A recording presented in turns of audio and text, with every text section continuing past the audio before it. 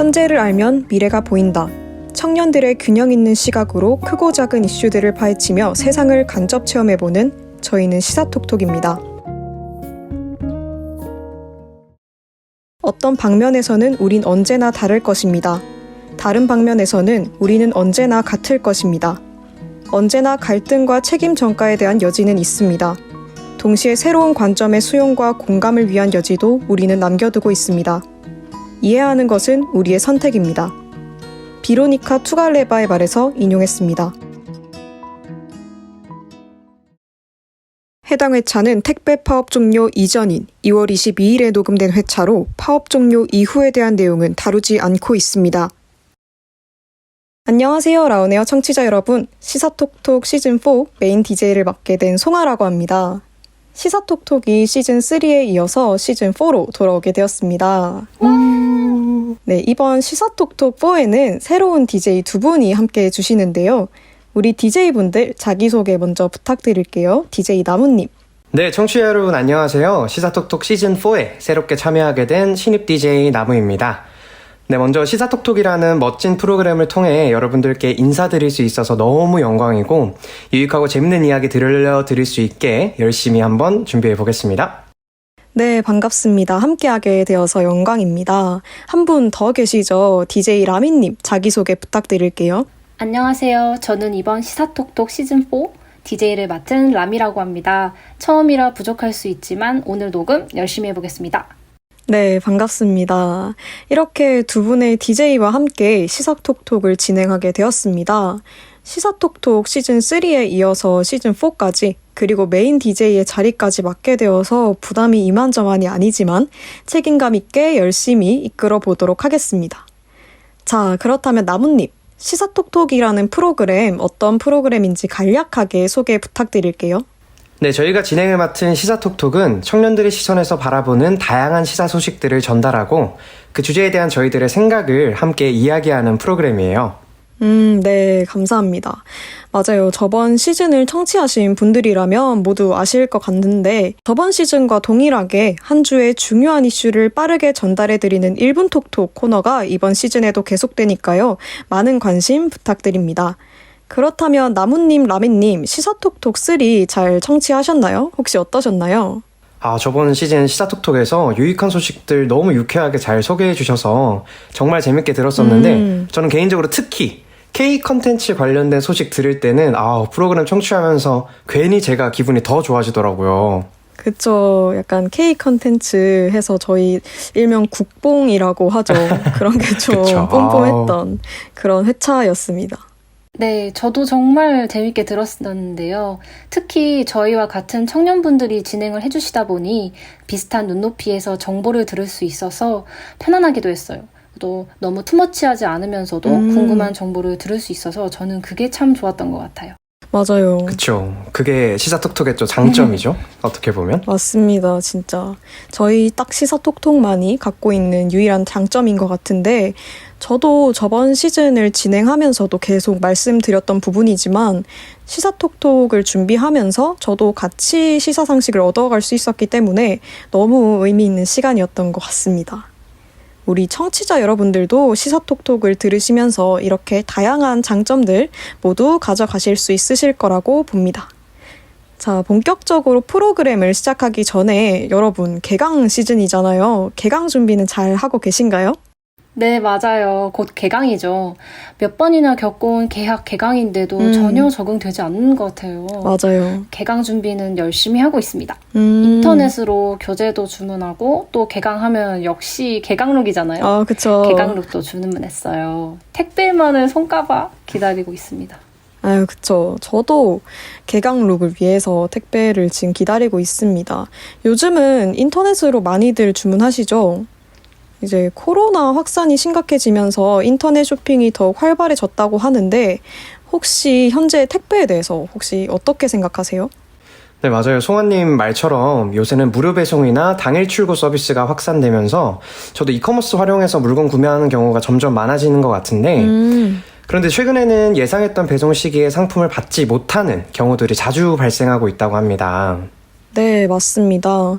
오늘 시사톡톡 4 1화에서는 택배 파업, 내 택배는 어디로 간 걸까에 관해 이야기해보려 합니다. 택배 파업에 관해서는 모두들 한 번씩은 들어보셨을 것 같아요. 먼 이야기가 아니라 당장 내가 주문한 택배에 관련해 있기 때문이죠. 먼저 파업의 뜻부터 설명을 드릴게요. 네이버 사전에 따르면 파업은 노동 조건의 유지 및 개선을 위하여 또는 어떤 정치적 목적을 달성하고자 노동자들이 집단적으로 한꺼번에 작업을 중지하는 일을 뜻한다고 합니다. 쉽게 말하면 노동자가 하던 일을 한꺼번에 멈춘다는 이야기겠죠.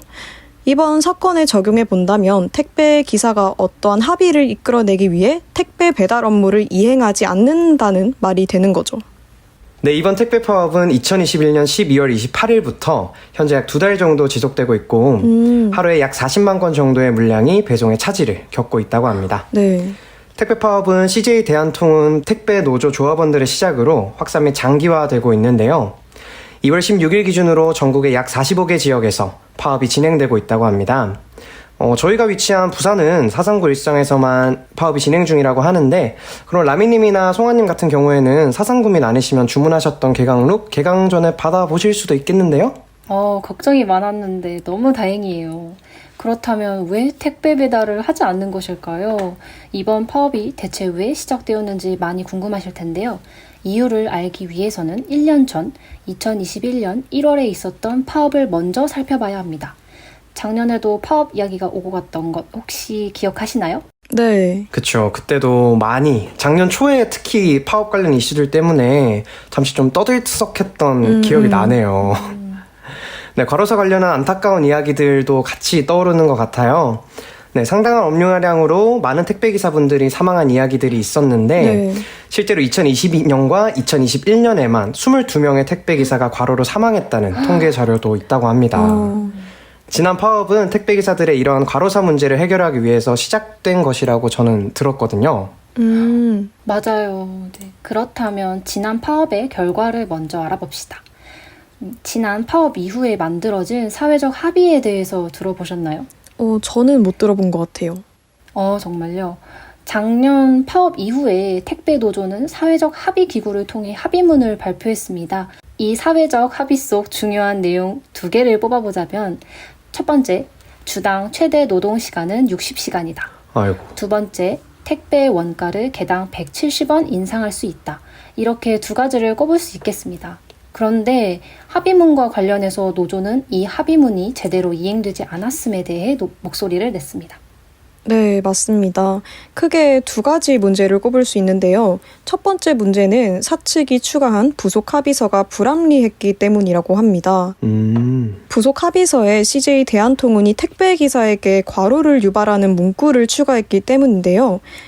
이를테면 당일 배송, 주 6일째, 터미널 도착 상품의 무조건 배송 등이 추가되어 있었다고 합니다. 이는 과로를 유발하며 주 5일째 시험 운영을 하기로 한 합의 취지와 반대된다고 노조가 주장하고 있다고 합니다. 그러나 사측은 작업이 주 60시간 이내에서 이루어지기 때문에 과로와 무관하다는 의견을 내세우며 여전히 대립하고 있다고 합니다. 네, 그렇죠. 두 번째 문제는 인상된 택배 요금인 170원 중 실제로 택배기사에게 지불되는 몫은 50원 정도에 불과하다는 점인데요. 노조는 요금 인상분에 대하여 사측이 지나치게 이익을 취하고 있다고 주장하고 있습니다. 그런 사측의 경우에는 현재 배분 방식에 따라 택배요금 인상분의 절반이 이미 택배기사들에게 배분되고 있고, 이를 제외한 부분들은 과로 방지를 위한 인프라 구축에 쓰인다고 주장하면서 양측의 대립은 계속되고 있다고 해요. 맞아요. 정리하자면 이번 택배 파업이 시작된 이유는 첫 번째, 불합리한 부속 합의서 거부. 두 번째, 인상된 택배 요금 중 턱없이 적은 택배기사의 목 해결이 되겠네요. 네. 이것 이외에도 질병을 유발하는 저상 탑차 사용 강요 개선, 대리점과 택배기사가 작성하는 일부 조항 수정, 노조 인정, 차감 수수료 폐지 등을 주장하는 노조, 그리고 택배기사와 직접 고용관계가 아니기 때문에 교섭 대상이 되지 않는다는 사측의 입장으로 인한 갈등도 이유라고 할 수 있겠습니다. 이유가 되게 많네요, 그쵸? 그러니까요. 복잡한 관계네요. 네. 아까 제가 초반에 설명드린 파업의 의미에서 노동 조건의 유지 및 개선을 위하여라는 내용이 있었는데 앞서 언급된 문제들을 개선하기 위해 노조원들이 자발적으로 파업에 참여하시는 것으로 보이네요. 굉장히 복잡하고 복합적인 이유들로 이루어진 파업인 것 같네요. 이에 대해서 우리 DJ분들은 어떻게 생각하시나요? 저는 파업을 시작하게 된 노조의 다 타당한 의견들은 꼭 사측에 수렴이 되어야 한다고 생각하고 네. 혹여나 노조로 인해 피해를 입는 사람들이 있다면 이 또한 함께 해결되어야 할 문제라고 생각해요. 맞아요. 그쵸. 저도 라미 씨처럼 택배기사분들이 동료들과 관련 종사자들의 처우를 개선하기 위해서 파업을 시작했다는 거에는 좀 동의를 하는 것 같아요. 근데 마지막에 말씀하신 것처럼 노조의 파업으로 인해서 발생하는 피해들도 점점 증가하고 있는 것 같아서 그게 좀 걱정이네요. 네, 저도 두 분 의견과 동일합니다. 정말 그 동료 관련 종사자들의 처우 개선을 위해서 시작을 했는데 이 파업이 다른 분들에게 피해가 간다는 사실도 들려오고 있다 보니까 굉장히 이 사건이 복잡하고 복합적인 사건으로 보여지는 것 같네요. 네, 좋습니다. 이야기를 듣다 보니까 저희 노조 관련해서 많이 언급이 되는 것 같아요. 노조는 노동 조건의 개선 및 노동자의 사회적, 경제적인 지위 향상을 목적으로 노동자가 조직한 단체잖아요. 그쵸. 이번 파업 역시 노조에서 주도적으로 진행한 것이라고 볼 수 있겠네요. 이 노동자들의 과로사 방지와 노동 환경 개선, 그리고 그 실천 등 위에 노력하고 계시는데 그렇다면 노조에 속해 있지 않은 비노조 측에서는 어떤 반응들이 보였을까요? 네, 사회적 합의의 실질적인 이행이라는 대의로 시작된 택배 파업이지만 이것이 장기화되면서 비노조 측 관계자들의 걱정은 늘어가고 있는 것 같습니다. 노조의 파업으로 인해 강제로 생업을 멈추게 되는 택배기사들도 발생하고 있고 또 노조의 빈자리를 충원하여서 대체 배송도 시작하고 있지만 네네. 노조원들은 이러한 대체 배송마저 물량을 내어주지 않아서 비노조원들이 일을 할 수 없는 경우도 있다고 해요. 정말 이 상황에 딱 어울리는 속담이 하나 있네요. 고래 싸움에 새우등 터진다라는 속담 아시죠? 아, 네네. 그쵸. 비노조원들은 이 상황을 딱 저 속담에 비유했어요. 회사와 노조 싸움 사이에서 비노조가 피해를 입는다는 것이죠. 이와 관련해서 안타까운 사례도 있습니다. 경기도 김포에서 택배 대리점을 운영하던 40대 점주가 극단적인 선택을 했는데 네. 아이고. 그의 유서에는 노조에 가입한 대리점 택배기사 12명의 이름과 함께 노조원들의 불법 태업과 업무 방해, 비노조원들과 버티는 하루하루가 지옥과 같았다며 괴롭힘을 멈춰달라는 내용이 담겨 있었다고 합니다. 그런 사례도 있었군요. 저는 몰랐는데 이번에 알게 되었네요. 저희 노조원들도 이해가 되지만 비노조원의 상황도 충분히 이해가 되는 것 같습니다. 상황을 보니까 회사와 노조의 갈등뿐만 아니라 노조와 비노조의 갈등도 갈수록 깊어지고 있다고 할 수 있겠네요. 특히 비노조원 중 일부는 의지와는 무관하게 일을 하지 못하니까 또 답답한 심정일 것 같기도 합니다. 그렇다면 이번 파업 얼마나 지속될 것으로 보이나요? 네, 일단 현재 진행 중인 택배 파업은 굉장히 장기화될 것으로 예상이 되고 있어요. 네. 일단 노사 양측의 중재 역할을 할 존재가 없는 게 가장 큰 이유인데 정부에서 사회적 합의 이행이 양호한 수준이라고 판단하면서 정부가 개입할 사안이 아니라며 중재에 나서지 않고 있기 때문입니다. 네, 이에 대해서 한국통합물류협회는 택배노조에서 사회적 합의 불이행을 이유로 파업을 시작했지만 이행 수준이 양호하다는 정부의 발표에 따라 파업의 근거는 사라졌고 명분 없는 파업을 즉시 중단할 것을 요구했다고 해요. 맞아요. 이러한 요구에도 CJ 대한통운 택배노조는 자진 철회 계획은 없으며 조합원들을 확대하는 방향을 논의 중이라고 하죠.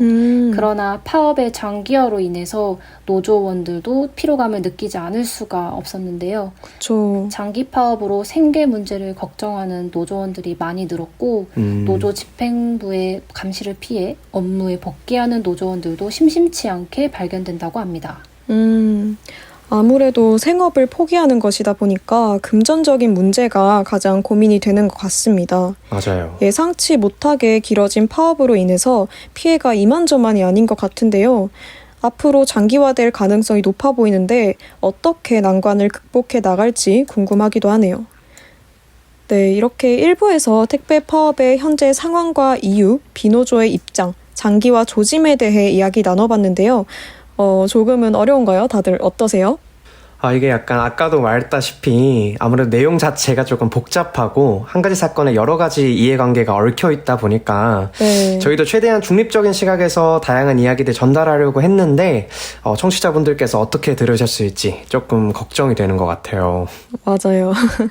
맞아요. 저도 시사라는 것이 결코 쉬운 것만은 아니지만 그래도 이렇게 저희끼리 풀어가면서 택배 파업과 노조, 비노조에 관해 이야기를 해보니까 조금은 시사와 친해지는 시간이 된 것 같습니다.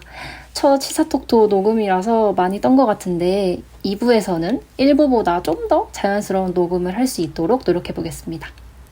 네, 두 분 다 걱정이 많으시지만 너무 잘 해주셔서 거의 이게 처음이 아닌 것 같은 혹시 다른 곳에 있다가 오신 게 아닌가 하는 의심이 들 정도로 네, 너무 잘해주셨기 때문에 아마 청취자분들도 들으시면서 유익하셨을 것 같습니다.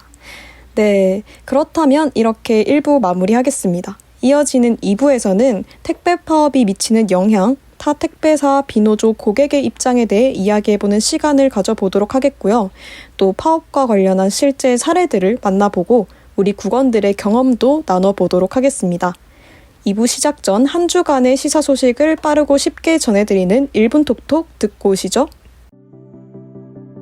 한 주간의 시사 이슈를 빠르게 알아보는 1분 톡톡 2월 셋째 주입니다. 첫 번째 소식입니다. 2월 18일에 코로나 거리두기 조정안이 새롭게 발표되었습니다.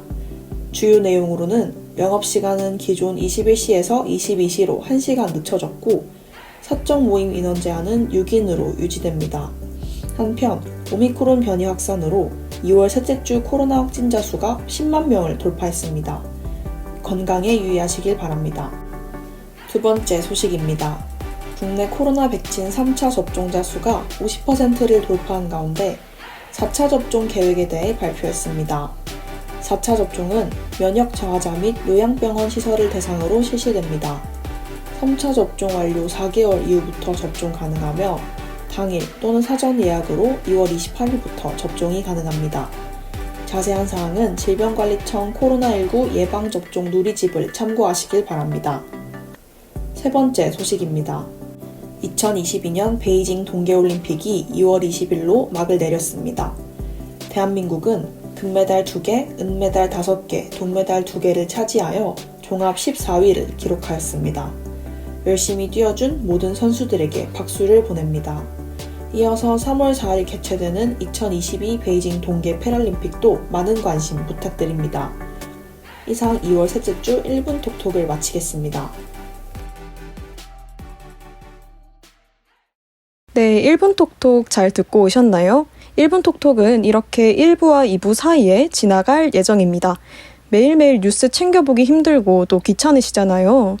이 1분 톡톡을 집중해서 들어주시면 정말 한 주의 이슈를 빠르게 만나보실 수 있을 것 같습니다. 자, 그러면 모두들 2부 시작할 준비 되셨나요? 네. 네, 1부에서는 정보 전달을 위주로 이야기를 나눠봤다면 2부에서는 실제 파업의 영향에 대해서 알아보려고 합니다. 파업이 한 달 넘게 지속되면서 진전이 없는 가운데 파업에 의한 피해가 점점 늘고 있다고 하죠. 네, 송아 씨가 말씀하신 것처럼 파업의 피해는 점점 넓어지고 있는 것 같아요. 네. 그래서 2부에서는 택배 파업이 주는 영향들에 대해서 한번 이야기해볼까 하는데 실제로 이제 저희들이 택배를 받는 고객의 입장이잖아요. 네, 그쵸. 그래서 송아 씨는 혹시 고객의 입장에서 어떤 부분이 제일 먼저 불편인 것 같나요? 저는 아무래도 저희가 주문한 택배가 오지 않는다라는 것 같네요. 그쵸. 저도 주문한 택배가 소비자에게 가지 못한다는 게 제일 난감한 문제사항일 것 같아요. 네. 한국소비자원의 조사에 따르면 설 연휴 직전에 열흘간의 소비자 상담 건수가 폭등했고 직전 3일의 물류 지연 상담 건수는 한 90% 정도까지 상승했다고 합니다. 네, 소비자원에 접수되지 않은 불편사항은 더 컸을 것이라고 지금 예상하고 있는데요. 네. 단순히 물건을 받지 못한 불쾌함뿐 아니라 홍천의 한 고령층 소비자는 의약품 배송이 지연되면서 건강 유지에까지 피해를 겪는 사례도 있었다고 해요. 저도 소비자의 입장으로서 굉장히 이입을 했는데요. 특히 저는 개강룹처럼 살면서 꼭 필요한 물건들이 아닌 것만 고민했지 의약품까지는 전혀 고려하지 못하고 있었거든요. 네. 그러니까요. 정말 큰 문제가 될 것 같네요. 그런데 이러한 영향은 고객뿐 아니라 비노조에게도 있습니다. 일부에서 설명드렸던 비노조의 강제 업무 금지 이외에도 큰 문제가 있는데 바로 CJ 대한통운의 신뢰를 잃은 거래처들이 하나 둘씩 계약을 해지하고 타 택배사로 이동하게 되면서 택배 물량이 줄었다는 것입니다. 이러한 상황으로 노조뿐 아니라 비노조를 포함한 전체 택배 기사가 그 피해를 고스란히 안게 되겠죠. 네, 맞아요. 이러한 사건에 대해서 김영철 CJ 대한통운 대리점 연합 회장은 올 1월에만 해도 전년 대비 매출이 30% 이상 줄었다라고 말했고 김슬기 비노조 택배연합 대표는 파업 이후 거래처가 이탈하면서 물량이 적어도 30% 이상 빠졌다라고 말했다고 합니다. 맞습니다. 맞아요. 비노조원 피해가 커지면서 비노조 택배연합의 회원 수가 빠르게 늘고 있다고 합니다. 비노조 택배연합회는 지난 2월 13일 집회를 열고 명분 없는 파업으로 비노조 기사 죽어간다를 외치며 택배노조의 본사 불법 침입 및 점거 농성을 규탄하는 등 단체 행동에 나섰습니다. 특히 다른 택배기사들이 일할 권리를 침해받고 있다며 즉각 파업을 철회해야 한다고 주장하고 있습니다. 네, 비노조원들의 분노가 여기까지 느껴지는 것 같습니다. 마지막으로 CJ 대한통운 외에 타 택배사들에게도 영향이 많이 가고 있다고 하는데요. 아까 언급했듯이 많은 온라인 판매업자들이 CJ 대한통운과의 계약을 해지하고 타 택배사와 계약을 맺었다고 합니다. 그러나 이것이 좋은 결과만을 가져오지는 않았는데요. 바로 CJ 대한통운은 국내 택배 점유율의 50%가량을 차지하고 있어서 타 택배사의 물량이 너무나 급속하게 늘어났다고 합니다. 아이고. 이 때문에 일부 택배사는 CJ 대한통운 노조 밀집 지역의 택배 신규 접수를 중단했고 타 택배 기사들도 연대해서 CJ 대한통운에서 유입되는 물량 배송을 거부하기도 했다고 합니다. 정말 다양한 방면에서 피해가 발생하고 있는 것 같아요. 맞아요. 그런데 온라인 판매를 기반으로 하는 소상공인들도 택배 파업으로 상당한 피해를 받았다고 합니다. 실제로 강릉의 한 한과업체는 집화 제한에 걸린 주문 상품을 배송하기 위해서 매일 우체국 창구까지 직접 가서 상품을 접수했다고 하고 한 소상공인은 고객 유치를 위해서 하루에 120km 정도를 직접 운전하면서 배달을 했다고 해요. 그리고 신선도를 유지하는 것이 중요한 물건을 온라인으로 판매하는 소상공인들도 걱정이 많습니다. 그러니까요. 네이버 스토어팜으로 생물장어를 판매하는 한 소상공인은 빠른 배송이 어려워지자 신선도 문제로 주문이 반토막 났으며 위 사례와 동일하게 매일 우체국에 직접 택배를 접수하는 중이라고 하는데요. 또 인터넷으로 수입 과일을 판매하는 판매업자는 명절 선물용 주문이 70%나 하락했다고 합니다. 70%나? 네, 장사를 시작한 2년 동안 내내 택배 파업이 있었지만 이번이 가장 심하다고 말하며 늦은 택배 배송 때문에 소비자들이 만나보는 과일은 결국 전부 상해 있어 컴플레인도 많이 들어온다고 하네요. 정말 아까 약 이야기도 그렇고 음식 같은 경우도 굉장히 큰 피해를 끼치고 있는 것 같습니다. 그러니까요. 코로나19 바이러스 확산으로 오프라인 판매가 어렵게 되자 온라인으로 판매를 시작했는데 이마저도 택배 파업 때문에 피해가 많은 것 같네요. 어려움을 이중으로 겪는 것 같아서 마음이 편하지만은 않는 것 같습니다. 자, 그렇다면 누리꾼들의 반응을 한번 살펴볼까요? 혹시 어떤 반응을 보이고 있을까요? 네, 누리꾼들은 지지하는 측과 반대하는 측 두 입장이 팽팽하게 맞서고 있습니다. 먼저 파업이 필요하다는 측의 입장을 들어보면 원하는 것을 성취하기 위한 필수 과정이다. 파업하는 노동자들에게 비난의 화살을 돌릴 것이 아니라 그들이 파업을 강행할 수밖에 없었던 원인에 귀 기울여야 한다. 생계를 멈추면서까지 뭔가를 얘기하는 사람은 그만큼 절박하다는 증거이다 와 같은 반응을 보이고 있습니다. 네, 맞아요. 대부분의 문제점의 개선이 필요하다는 점은 동의를 하고 있지만 파업 방법은 잘못이 있다는 주장도 많이 나타나고 있는데요. 몇몇 누리꾼들은 음식물이나 깨질 수 있는 물건을 주문한 사람들은 대처할 시간도 없이 피해를 받고 있다. 택배를 아예 받지 않던가 신속하게 판매자 측으로 돌려보내는 등의 행위를 해야 한다라는 등의 반응도 나오고 있는 것 같습니다. 네, 상당히 역시나 다양한 반응들을 보이고 있네요. 아무래도 고객들에게 직접적으로 피해가 가는 것이기 때문에 신경이 곤두설 수밖에 없는 것 같습니다. 혹시 우리 DJ분들 이번 택배 파업에 관련해서 직간접적으로 겪은 경험이 있으실까요? 저는 정확하게 그 1월 4일에 시켰던 옷이 2월 12일에 도착했답니다. 와, 한 달이 넘게 걸렸는데 대박이죠. 그러니까요. 뭐 사실 제가 뭐 음식도 그렇고 여러 가지 배송도 그렇고 좀 늦는다고 컴플레인 거는 성격이 아니라서 몇 주간은 제가 이 옷을 시켰는지조차도 까먹고 있다가 이제 해당 쇼핑몰 측에서 먼저 배송 지연 문자를 주셔서 알게 됐었거든요. 아, 네, 급하게 필요한 옷이 아니었어서 저에게는 뭐 그렇게 큰 영향을 미치진 않았지만 저와 달리 빨리 받아봐야 하는 택배 소비자의 경우에는 피해가 이만저만이 아닐 것 같더라고요. 참 이게 모든 분들의 입장이 이해가 되는 복잡한 문제인 것 같습니다. 그러게요. 저도 지금 사용 중인 핸드폰 케이스를 한 주문하고 3주 만에 배송을 받았는데 저도 송아 씨처럼 주문했던 사실 자체를 이제 까먹고 있다가 갑자기 택배를 받아서 뭔가 선물 받은 느낌? 그래서 뭔가 개인적으로 오히려 좋았던 기억이 나고 네. 제가 홈쇼핑 고객센터에서 한 4개월 정도 일을 했었던 적이 있어요. 네. 근데 그때 진짜 파업 지역의 배송 지연 민원 전화를 너무 많이 받아서 진짜 엄청 힘들었던 기억이 나는 것 같아요. 진짜 근데 힘드셨겠어요, 정말. 맞아요. 그 계속 민원 전화가 와가지고 아이고. 눈물을 흘렸던. 제가 사는 지역은 파업 지역에 해당하지 않아서 직접 겪은 적은 없지만 뉴스를 보면 겨울옷을 아직도 받지 못해 한 달? 그 전에 주문한 옷을 받지 못했다는 사례를 들은 적이 있어요. 입고 싶은 옷을 샀어도 입을 수가 없다니 만약에 저였다면 많이 답답했을 것 같긴 해요. 그렇죠. 그러니까요. 주말에 입으려고 월요일에 샀는데 이제 한 달 뒤에 상품이 오면 너무 속상할 것 같아요. 진짜. 그렇죠. 정말 진짜 옷도 어떻게 보면 입고 싶어서 산 건데 샀는데 못 입고 있어.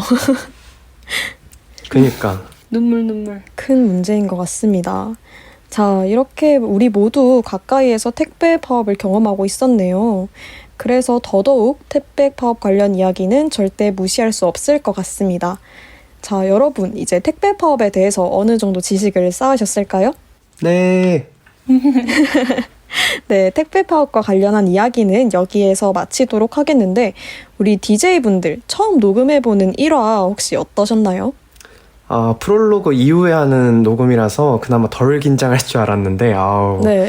이제 본격적으로 프로그램 첫 녹음 드디어 마쳤는데, 역시 메인 DJ는 아무나 하는 게 아니구나라는 생각이 들어요. 네. 저도 송아 씨처럼 프로다운 모습으로 멋지게 녹음하는 날이 꼭 올 수 있게, 저도 열심히 한번 참여해 봐야겠어요. 아닙니다. 저는 좀 준프로도 아니고 프로도 아니고 그냥 일개 DJ이고요. 정말 라미님이랑 나무님이 저보다 더 잘해주셔가지고 저야 감사했던 시간이었습니다.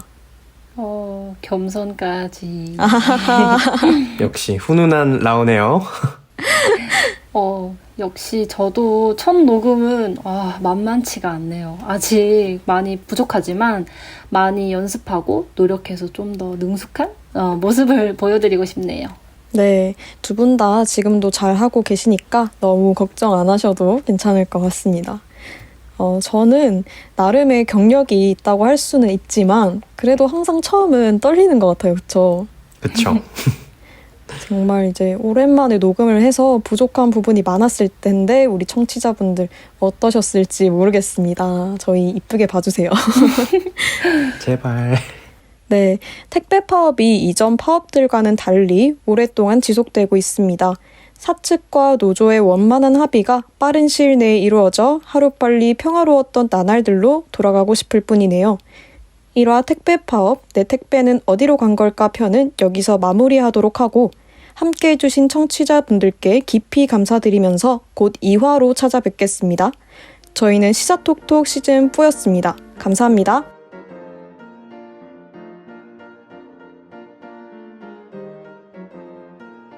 지금까지 제작의 라온에어, PD 임재원, 작가 우시연, 진행의 심송민, 박성진. 박주경이었습니다.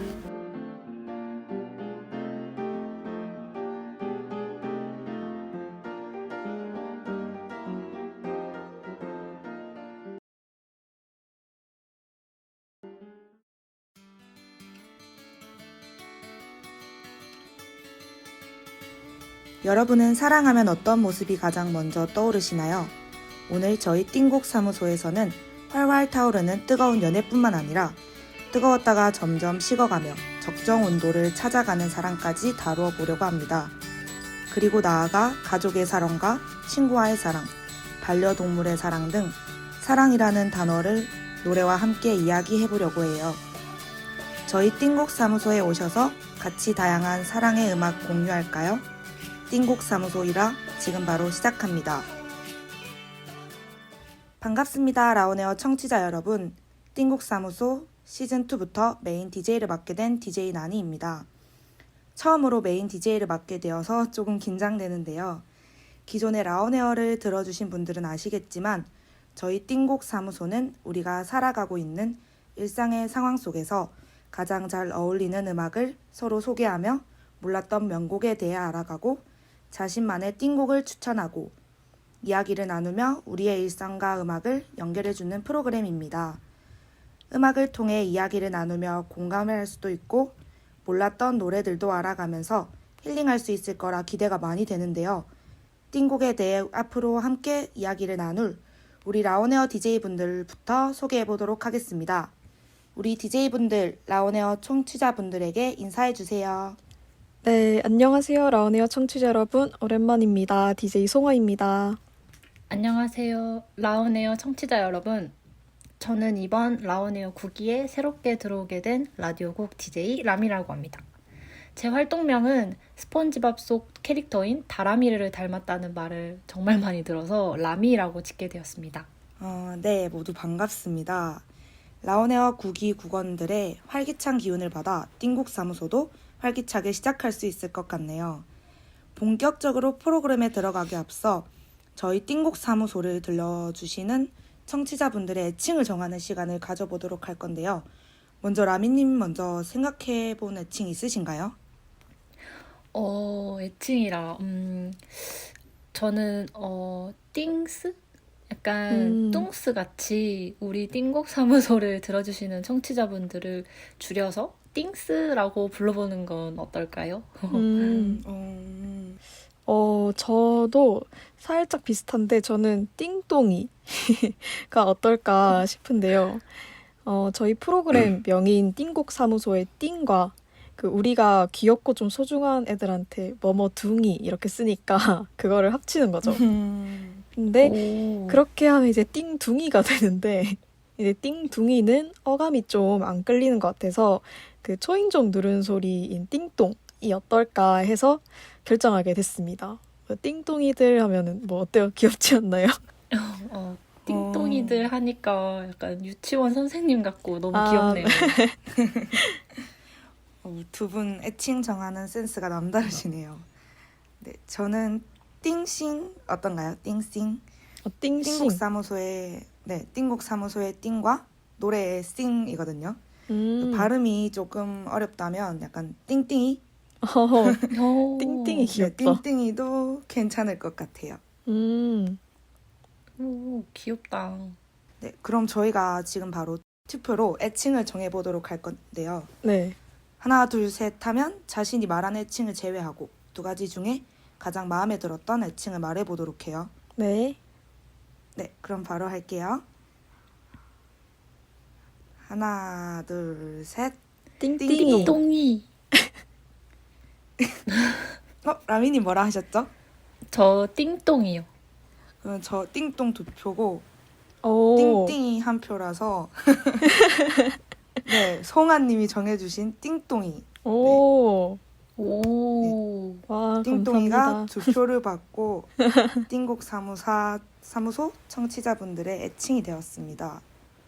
네, 정말 귀여운 애칭인 것 같아요. 맞아요. 라운에어 청취자분들 애칭도 정했으니까 우리 띵곡 사무소 시즌2만의 특별한 고정 멘트도 만들어 볼까요? 네, 좋아요. 송아님은 어떤 문장이 고정 멘트에 들어갔으면 좋겠나요? 저는 일단 미리 생각을 해왔는데, 기쁠 때나 슬플 때나 우리 곁엔 항상 음악이 존재합니다. 나와 함께한 음악들을 공유해봐요. 플레이 띵곡사무소가 어떨까 싶습니다. 말 그대로 이제 음악은 우리가 어떤 상황, 어떤 감정에 놓여 있든지 항상 우리 곁에 존재하고 있으니까 그런 나만의 음악을 함께 공유해보자 라는 취지로 결정하게 되었습니다.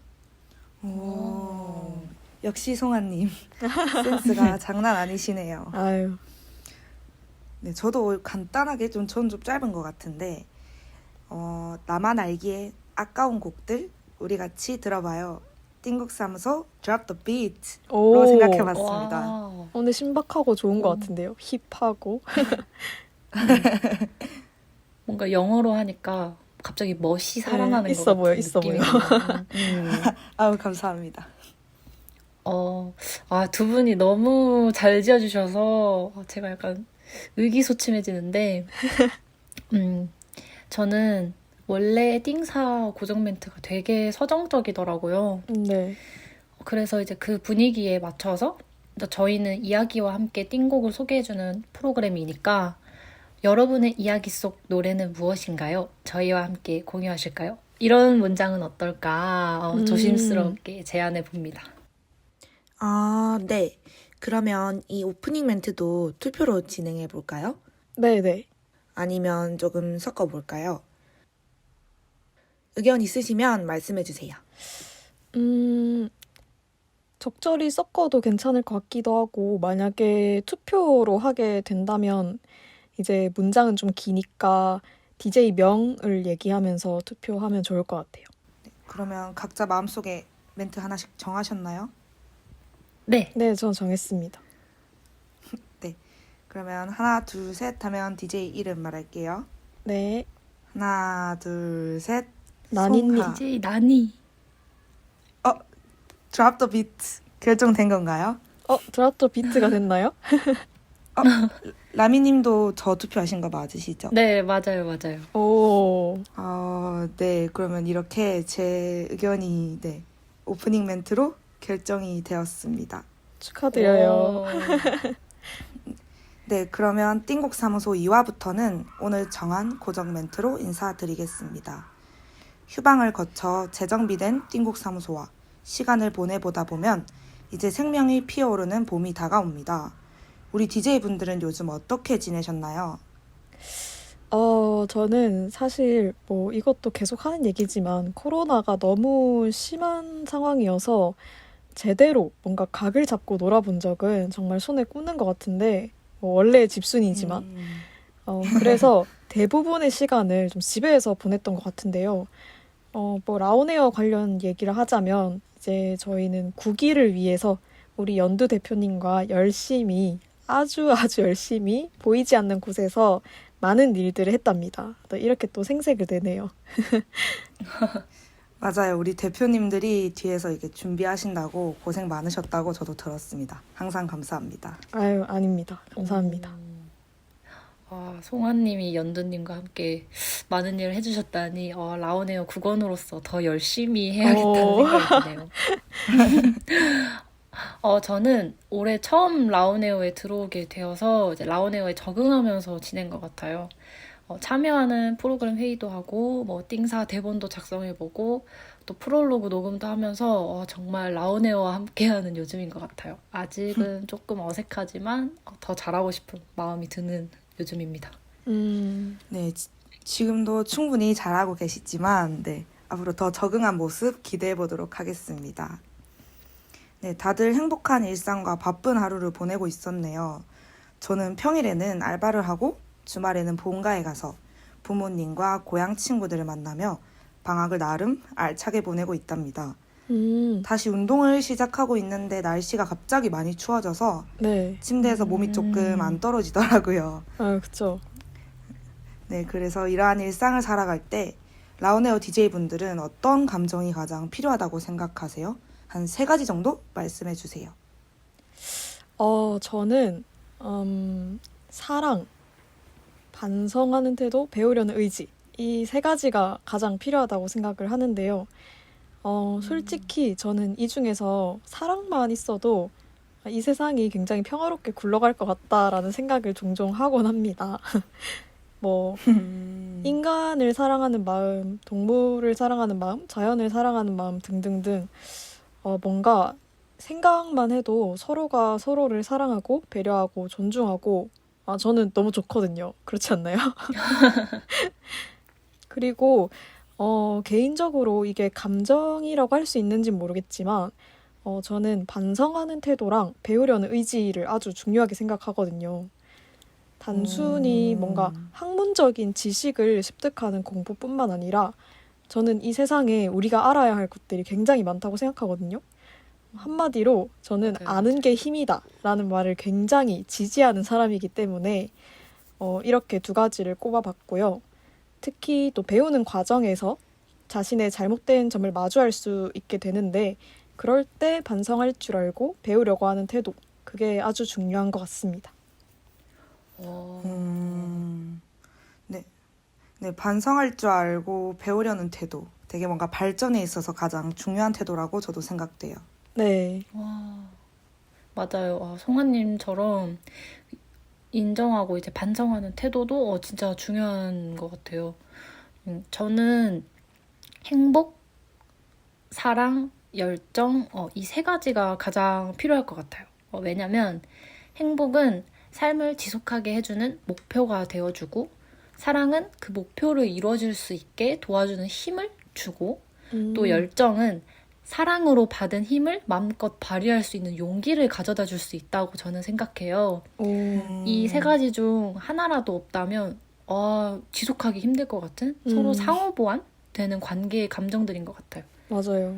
그래서 저도 이제 무언가 도전을 할 때 용기가 진짜 많이 필요한데 그 용기는 이제 사랑하는 마음에서 나오는 거잖아요. 내가 나를 사랑해야 믿음이 따라오고 그에 맞는 용기가 나올 수 있으니까요.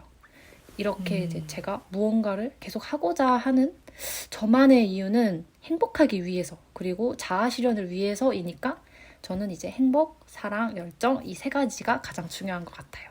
2 분 다 엄청 열정적이신 것 같아요. 다들 사랑의 감정을 공통적으로 또 말씀해 주셨네요. 네. 그렇다면 1화 주제를 말하기 전 우리 띵곡 사무소의 DJ분들은 언제 가장 사랑받는다고 느껴지시나요? 저는 생일에 사랑받는 기분이 드는 것 같아요. 생일. 아무래도 평소에 친구나 가족에게 사랑을 표현한다는 것은 뭔가 저에게는 좀 오글거리게 느껴지는 것 같아요. 맞아요. 그렇지만 생일에는 마음을 나누는 사람이나 가족과 함께 케이크도 불고 뭐 생일 축하도 해주고 손편지도 받잖아요. 네. 그런 과정에서 내가 많은 사람에게 사랑을 받고 있구나 하는 그런 느낌이 나는 것 같아요. 게다가 이제 저는 작년 20살 생일에 친구한테 영상 편지를 받은 적도 있는데 이제 그때는 손편지보다 더 약간 더 큰 사랑이 느껴지는 그런 경험이 있었던 것 같아요.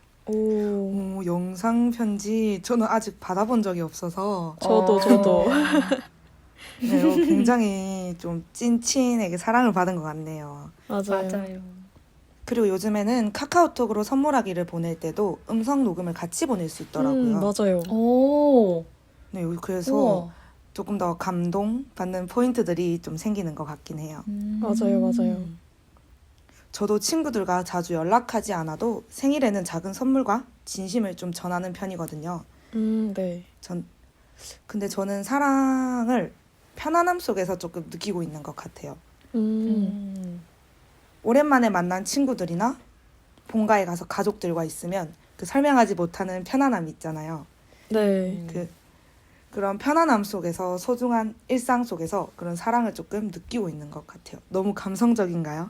네, 아니요. 완전 공감합니다. 진짜. 아, 저는 사랑받는다고 느끼는 순간을 꼽자면, 뭐, 아무래도 라미님이랑 나니님처럼 생일이지 않을까 싶네요. 생일이야말로 일명 그 좋은 사람들과 좋은 시간이지 않을까 싶은데, 정확합니다. 그쵸. 뭐, 사랑의 말, 사랑의 행동들이 좀 쉴 새 없이 오고 가는 날이니까 그렇게 느끼는 것 같은데요. 맞아요. 네. 정말 매일매일이 생일이고 싶네요. 참고로 저는 7월 31일이 생일입니다. 이렇게 네, 송아님 또 생일 티를 네, 제가 기억하도록 하겠습니다. 아, 감사합니다. 저희만 봐도 사람마다 사랑받는다고 느끼는 순간은 정말 좀 다른 것 같아요. 네, 그럼 다음 질문 드릴게요. DJ분들은 누구에게 혹은 무엇에게 가장 큰 사랑을 주고 있나요? 저는 뭔가를 콕 집어서 말할 수는 없을 것 같고, 모든 거를 사랑하는 것 같습니다. Everything. 네, everything. 모든 걸 사랑하는 사람인데, 다만 그 못된 것들 빼고요. 저는 아까도 말씀드렸듯이 사랑이라는 가치를 굉장히 중요하게 생각하기 때문에 최대한 모든 네네. 것들에게 저의 사랑을 주려고 노력하고 있어요. 뭐 이렇게 말하면 제가 뭐 사랑을 표현을 뭐 잘한다, 뭐 애교쟁이다, 친화력이 좋다, 혹시 뭐 ENFP인가? 라고 생각하실 수 있지만 저는 전혀 반대랍니다. 평소에도 리액션을 못하고 안 하기로 친구들 사이에서도 유명하기도 하고 낯도 되게 많이 가리는 성격이에요. 뭐 대신 또 제가 자신 있게 말씀드릴 수 있는 부분은 있습니다. 뭐 어떤 사람은 오지랖이라고 할 수 있지만 저는 좀 도움 주는 거를 굉장히 즐겨하는 성격이거든요. 뭐 일명 히어로병이라고. 네. 약간 히어로병에 걸려 있는데 뭐 말이 길어졌죠. 결론은 저는 모든 것들을 사랑합니다. 와우. 와, 모든 것을 사랑한다니 송아님은 정말 사랑꾼이시군요. 그렇죠. 저는 제 자신에게 가장 많은 사랑을 주고 있는 것 같아요. 제가 이렇게 지금 라온에어 DJ를 맡을 수 있는 것도 모두 저를 사랑해줬기 때문에 가능했어요. 뭐 넌 할 수 있어. 그냥 도전해보는 거야. 괜히 도전도 안 해봤다가 후회하지 말자 라는 생각을 가지고 라온에어에 도전을 하게 됐고 이렇게 띵곡사무소의 DJ를 맡게 된 것 같아요. 저는 제 자신을 가장 많이 사랑한답니다.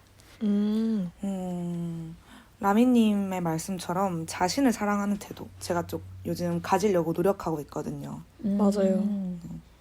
자기 자신을 제가 사랑해주지 않으면 아무도 사랑해주지 않는다는 말도 있잖아요. 맞아요. 네. 그래서 저를 먼저 조금 제가 먼저 아껴보려고 하고 있습니다. 좋네요. 지금 이야기를 나눠보니까 다양한 사랑의 감정에 대해 내용이 많이 나오는 것 같아요. 송아님이 말씀해주신 것에 대한 사랑에 대해 좀 공감이 되는 것 같아요. 저는 좀 아까 송아님이 말씀하셨던 것처럼 제가 바로 그 공감 능력이 뛰어난 ENFP거든요. 오. 네, 조금만 따뜻한 일화나 스토리를 들으면 눈물이 바로 고이고 약간 코가 찡해지는 좀 맞아요, 그런 맞아요. 타입인데 최근에 유튜브에서 쇼츠로 봤는데 북극에서 북극곰이 자기 자신을 잡아먹는 영상을 보고 너무 마음이 좀 아팠어요. 아기 북극곰의 어미가 말리고 있는 모습이었는데 근데 너무 굶어 있으니까 모두가 죽기 전 어쩔 수 없는 선택이었던 거죠. 어머. 네, 하지만 너무 가슴 아픈 장면이었고 이런 자연 속의 동물들이 굶어 죽는 것에는 지구온난화를 심화시키고 있는 인간들의 잘못이라는 생각까지 들면서 제 자신 스스로 죄책감까지 이렇게 깊게 생각을 하게 되는 거예요. 맞아요. 네. 네, 이상 60초 쇼츠 영상을 본 후 든 생각들인데 동물에 대한 사랑 밖에도 인류에 대한 사랑 등 다양한 형태의 사랑이 있을 것 같아요. 네, 맞아요. 근데 진짜 이 얘기 하기 전에 하고 싶은 말이 있는 게 나니님이 개인적으로 저랑 친분이 있으신데 저번에 나니님이랑 그쵸. 서면에서 그냥 놀고 있었는데 제가 무슨 그냥 당사자도 이제 괜찮아진 그런 조금 마음이 적적해질 수 있을 만한 이야기를 했는데 본인이 갑자기 더 심각해지셔가지고 한동안 약간 허공에 멍을 막 때리면서 진짜 그 눈이 네네. 너무 초롱초롱하고 그래서 왜 이러는 거냐 했더니 너무 슬프다. 그래서 와 진짜 맞아요. 확신의 ENFP다라는 생각을 하게 된 그런 일화가 갑자기 떠올랐네요. 네. 공감 능력이 정말 뛰어나시네요. 너무 뛰어나가지고 네, 맞아요. 눈물이 너무 자주 흘립니다. 네, 뭐 맞습니다. 나니님 말처럼 아까도 사랑은 하나의 모습이라고 단정 지을 수 없을 것 같아요.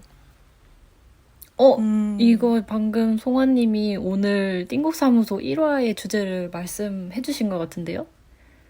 네, 맞습니다. 오늘 띵곡사무소 1화의 주제는 사랑은 하나의 모습이 아니다 입니다. 저희가 금방 이야기 나누었듯이 사랑은 정말 다양한 형태로 저희 일상에 녹아들어 있죠.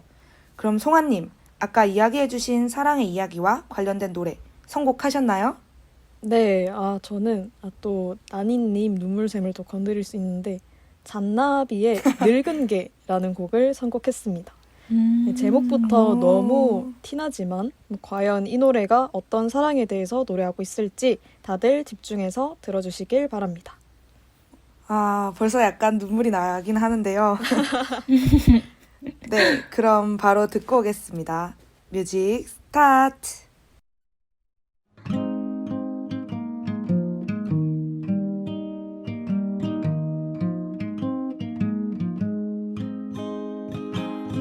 늙은 개야 늙은 개야 뛰어볼래 소파 위로 7살 작은 나를 무찌르던 일을 보여줘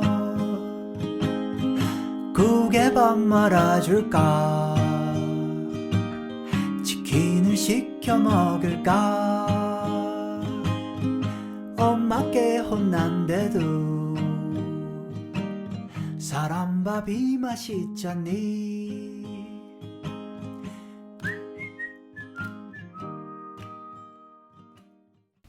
네, 송아님이 선곡한 노래 잘 들었습니다. 단순한 멜로디지만 가사에 집중하게 되는 노래네요. 네, 저는 이 노래가 늙은 개에 대한 이야기와 무지개에 대한 언급하는 가사를 보아 떠난 강아지를 그리워하는 노래 같은데 살짝 코가 찡해질 뻔했습니다. 맞습니까, 성아님? 네, 맞습니다, 나니님. 정말 정확하게 찝으셨어요. 멜로디는 너무 잔잔하고 평화로운데 가사를 들으니까 좀 저도 슬퍼지는 것 같아요. 그래서 더 슬퍼요. 멜로디가 너무 잔잔하고 평화로워. 진짜. 네, 진짜 다들 짐작하셨겠지만 잔나비의 늙은 개에서 말하는 사랑의 형태는 동물에 대한 사랑입니다. 사실 엄밀히 따지자면 이 곡은 가족에 대한 사랑을 말하는 거겠네요. 반려견은 우리의 가족이니까요. 맞아요. 제가 이 곡을 선곡한 이유는 내가 가장 사랑하는 게 뭘까? 이렇게 생각을 해봤을 때 저희 집 반려견 줄리가 떠올랐기 때문인데요. 나를 아무런 조건 없이 사랑해주는 게 이 세상에 있을까? 이렇게 생각을 할 때면 저는 줄리가 바로 생각이 나더라고요. 정말 그 반려견만큼의 존재는 이 세상에 없다라는 생각이 들기도 해요. 사실 반려견의 사랑에 대한 노래는 이 곡 말고도 많지만 저는 이 곡의 맞아요. 제목과 가사가 마음에 들었기 때문에 확 끌렸던 것 같아요. 사실 줄리라는 친구는 2019년 2월에 무지개 다리를 건넜는데요. 원래 누구든 내 곁을 떠나고 나면 되게 못해졌던 것들만 생각나고 좀 그러잖아요. 그쵸? 맞아요. 네. 그런데 이 곡의 가사가 이제 그런 부분을 좀 시원하게 긁어주더라고요. 내가 못하게 했던 것들을 다 하고 너가 못했던 것들을 다 하라고 하는 내용이 지금 들어도 조금 울컥울컥하네요. 저도 잔나비의 늙은 개 노래 너무너무 좋아하는데 특히 가사 중에 국에 밥 말아 먹자, 치킨을 시켜 먹을까 하는 그 부분이 강아지에게 말하는 게 아니라 진짜 가족에게 말하는 것 같아서 더 마음이 따뜻해지는 가사 같아요. 저도 사실 제 남동생한테 오늘 치킨 드실? 이러고 이제 물어보곤 하거든요. 또 이제 이 노래가 이제 강아지, 이제 반려견에 대한 노래니까 이제 생각나는 게 있는데 옛날에 키우던 고양이가 있었거든요. 네. 제가 네네. 예전에 키우던 고양이가 정말 자유로운 아이였어요. 얘가 아. 점점 커가면서 계속 창문만 보고 이제 울고 쳐다보길래 열어줬었거든요. 네. 그 뒤로 이제 외출을 다녀오고 집에서 밥도 먹고 잠도 자고 하는 그냥 그런 외출 야옹이가 됐었는데 근데 진짜 하루는 자유롭네요. 외출하고 한참을 돌아오지 않았고 이제 그 뒤로는 동네에서도 볼 수가 없었어요. 가끔 동네를 걸어 다니면 그 저희 집 고양이 이름이 까까였는데 네. 까까랑 닮은 아이가 종종 보여요. 이제 아마 오. 그 애가 까까의 2세는 아닐까 하고 이제 그냥 저 혼자 생각해 봅니다. 이런 일화는 저 처음 들어보는 것 같아요. 그래도 까까도 더 자유롭게 행복하게 아마 잘 지내고 있을 거라 생각됩니다. 맞아요. 네. 네, 사실 송아님이 서면에서 저를 울컥하게 했던 이야기가 줄리에 대한 이야기였거든요. 맞아요. 송아님의 카카오톡 프로필 사진에 강아지가 있길래 저는 지금 당연히 있을 거라고 생각을 했는데 무지개 다리를 건넌 친구란 이야기를 듣고 그 일화를 듣다 보니까 울컥했었는데 지금 송아님이 그 하고 싶었던 것들 다 해주고 싶은 그런 이야기 들었을 때 거짓말 안 하고 지금 살짝 약간 코가 찡해졌었어요. 네. 네, 정말로. 네, 저는 그리움이 가장 큰 슬픔이라고 생각해서 송아님의 선곡이 너무 공감되는 것 같아요. 네, 맞아요. 다음으로 라미님, 노래 선곡 준비되어 있나요? 네, 저는 제가 정말 좋아하는 아티스트인 기리보이님의 노래를 준비했습니다. 이 노래의 가사를 들으면 어떤 사랑의 노래일지 다들 금방 알아차리시겠지만 그래도 흔하디 흔한 사랑 노래는 아니니까 잘 들어주세요. 네, 그럼 바로 라미님이 선곡하신 기리보이의 호구 듣고 오겠습니다. 뮤직 스타트! 아무것도 필요 없어 대체 뭐가 더 필요할 수 있겠어 난 그냥 뭐라도 해야겠단 생각에 집 밖을 나갔을 뿐인데 네가 언짢아 하면 난 할 말이 없어 너는 12시가 되면 전화기를 안 받아 그러다 3시 아님 5시에 문자가 와 어쩌고 저쩌고 방금 자다 깼어 이거 듣는 사람 그녀가 클럽에 있었단 건 비밀로 해줘 왜냐면 난 걔를 좋아해 걔가 어떤 앤지 알고서도 좋아해 걔가 다른 남자 만나는 거 알고 있진 않아 근데 걔는 내가 모를 줄 아는 만큼 꽤 순수해 가슴에 찢어짐을 이기는 건 너 답장에 기다림을 이기는 건 네, 라미님이 선곡한 노래 잘 들었습니다. 이번에는 어떤 사랑을 말하는지 잘 알겠는데요. 저는 이 노래가 너무 사랑해서 조금 호구 같은 사랑일지라도 너무 좋아서 어쩔 수 없다는 내용 같아요. 가사를 보면 걔가 어떤 애인지 알고서도 사랑해 라는 말이 너무 짠한 연애를 나타내는 것 같아서 네네. 맞아요. 특히 가사 중에 옷 사준다는 말에 바로 답장해줘서 고마워. 뭐 백화점을 전부 사줄게. 그게 얼마든 돈도 필요 없다. 대체 얼마를 더 필요할 수 있겠냐. 난 그냥 널 봐서 강아지 마냥 기분이 좋아. 뭐 이런 가사가 있는데 상대가 날 아무리 모질게 굴고 나쁘게 이용하더라도 상대가 내 옆에 있어주기만 해도 기분 좋아하는 그런 남자의 바보 같은 짝사랑을 볼 수 있는 노래였습니다. 근데 아무리 짝사랑이어도 이거는 너무 바보 같아요. 우리는 이러지 말아요. 진짜. 저도 기리보이 참 좋아하는데요. 진짜 이러지 말란 말입니다. 진짜 저런 사람을 왜 만나냐고요. 뭐 갑자기 불특정 다수에게 뭐라고 해서 죄송합니다. 여러분, 여기서 여러분이 누군지 모르겠지만 이제 저 노래에 한 번쯤은 공감했던 분들, 내 이야기인가? 했던 분들, 여러분은 정말 소중해요. 저런 사람 만나지 마요, 제발. 이게 뭐가 사랑이야. 혼자 하는 사랑이지. 성아님 진정하세요. 네네. 네. 혼자만 하는 사람, 경험해본 사람으로서 아, 여기 있었네. 기리보의 노래 속 가사가 조금 공감되면서 마음이 좀 저리고 그렇네요. 네, 더 좋아하면 지는 거다라는 말이 있잖아요. 네. 저는 한번 누군가를 좋아하면 제 마음의 100을 전부를 다 줄 정도로 와. 네, 해바라기식 연애를 하는 타입이에요. 음. 그래서 상대방의 마음이 조금 떠난 게 보이더라도 내가 좋으니까 내가 더 노력하려고 하거든요. 네, 사실 마음이 떠난 상대에겐 내가 너무 노력한다고 마음이 돌아오지 않는다는 걸 알면서도 놓치고 싶지 않았던 것 같아요. 호구 같은 사랑인 걸 알지만 마음이 닿을 때까지 사랑해야 마음이 편하기 때문에 그때는 그랬던 것 같아요. 네. 네, 그럼 이제 마지막으로 제가 선곡한 노래가 남았습니다. 네, 저는 정은지의 하늘바라기라는 노래를 선곡했는데요. 네, 이 곡이 조금 유명한 곡이라 다들 아시겠죠? 네. 저는 이 노래 가사를 곱씹을 때마다 뭔가 가슴속에서 조금 차오르더라고요. 네. 네, 그럼 바로 노래 듣고 오겠습니다. 뮤직 스타트!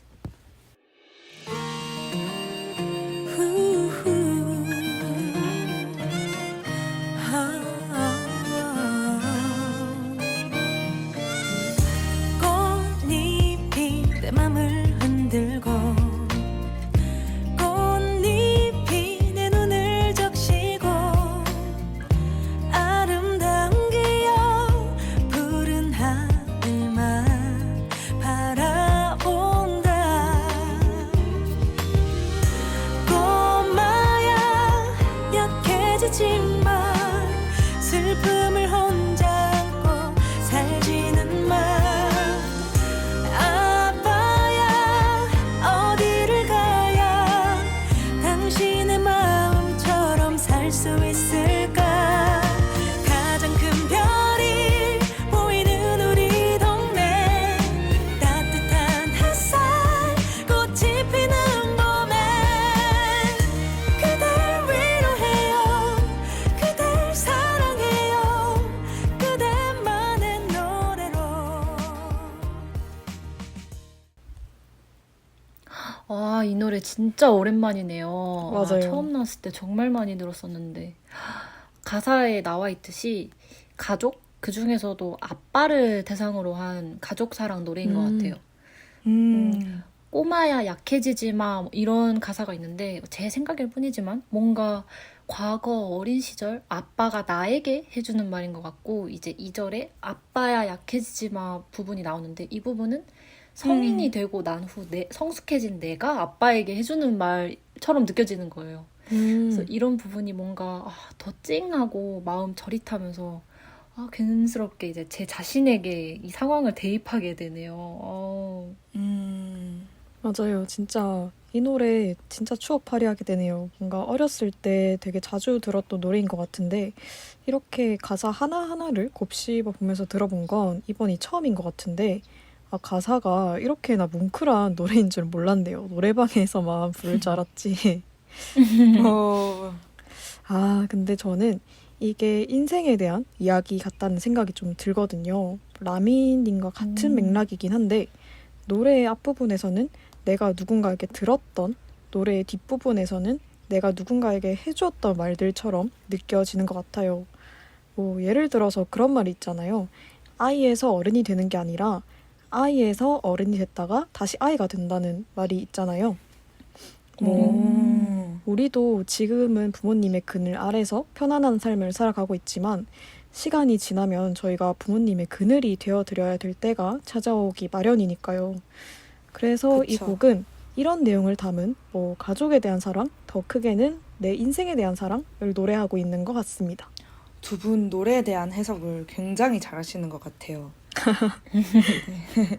네, 라미님이 꼬마야 약해지지 마, 아파야 약해지지 마부터 인생에 대한 사랑까지 크게 해석하시는 것도 너무 대단한데요. 네, 이 노래의 작사가가 아버지에 대한 사랑을 떠올리며 노래를 만들었다고 해요. 아빠가 내게 해준 말과 내게 해준 헌신들, 나는 어떻게 하면 그런 마음을 가질 수 있는지, 나는 어떻게 해야 아빠의 삶을 닮아갈 수 있는지에 대한 감정이 담겨 있는 것 같아요. 세상 왠지 모를 뭉클함과 따뜻함, 위로와 같은 다양한 감정들이 좀 떠올라요. 이렇게 세 곡을 모두 DJ분들의 스토리와 함께 들어보았는데요. 송아님은 혹시 모든 곡을 들어본 뒤에 드는 생각이 있으셨나요? 네, 저는 역시 제 최고 가치인 사랑은 위대하다라는 생각이 들었습니다. 저희가 뭐 얘기 나눠본 사랑의 형태 말고도 이 세상에는 수많은 사랑의 형태가 존재한다는 사실이 놀라우면서도 그래서인지 너무나 소중하다는 걸 다시 한번 깨닫게 되는 시간이었던 것 같아요. 그리고 저는 그 모든 형태의 사랑을 사랑합니다. 저는 사랑하면 연인 간의 사랑을 가장 처음으로 생각했었는데 송아님 이야기를 듣고 동물에 대한 사랑의 형태도 있겠구나 하고 사랑에 대해 새롭게 깨닫는 시간이 된 것 같아요. 오랜만에 늙은 개 노래도 듣고 다시 한번 띵곡을 되새긴 날이기도 합니다. 이런 과정들이 오늘 녹음하는 이 시간을 더욱 뜻깊게 만들어주는 것 같아요. 네, 저는 늙은 개라는 노래를 처음 들어봤고 호구는 들어본 적은 있는데 가사를 제대로 들어본 건 처음이었거든요. 네, 저는 세 곡을 모두 듣고 처음 송아님이 말씀해 주신 것처럼 모든 것에 대한 사랑에 대한 생각이 들었네요. 마지막으로 오늘 들은 세 곡 중 한 곡을 뽑기로 뽑아 저희 띵곡사무소 1화의 막을 내려보려고 합니다.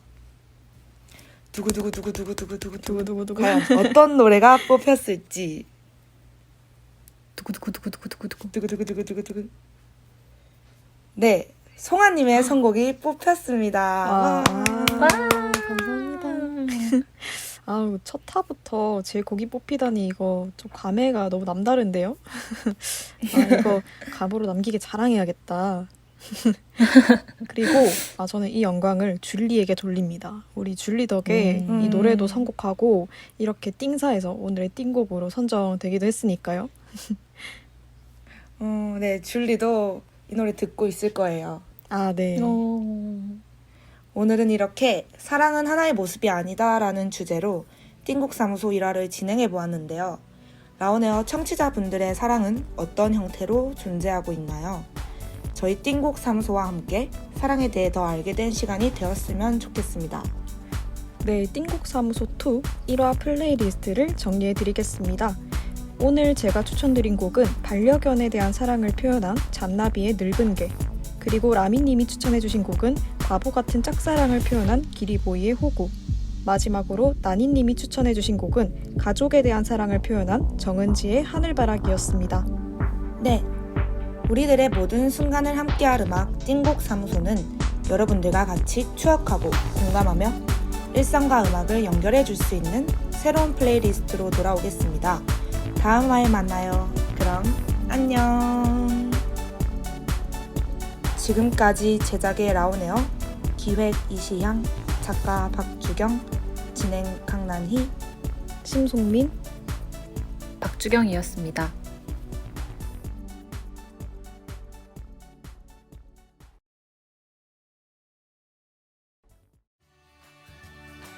보면 볼수록 매력있고 알면 알수록 흥미로운 우리 지역의 이야기.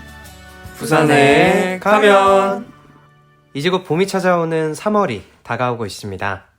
봄이라는 계절의 이름은 보다라는 단어의 명사인 봄이라는 이야기가 있는데요.